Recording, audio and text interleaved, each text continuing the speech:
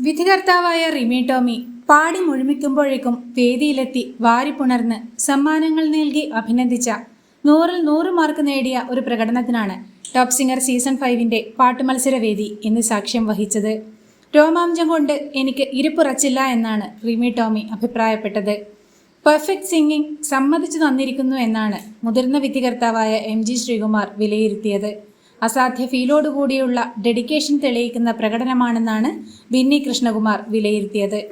ഓർമ്മതൻ വാസന്തനന്ദനത്തോപ്പിൽ എന്ന നിത്യഹരിത ഗാനത്തിന്റെ പെർഫെക്റ്റ് സിംഗിങ് സമ്മതിച്ചു തന്നിരിക്കുന്നു എന്ന് മുതിർന്ന വിധികർത്താവായ MG വരെ വിലയിരുത്തിയ അസാധ്യ ആലാപനത്തിലൂടെ പാട്ടുവേദിയിലെ ജനപ്രിയ കുട്ടിപ്പാട്ട് ഗായകനായ ആര്യനാണ് 100-ൽ 100 മാർക്ക് നേടിയത്.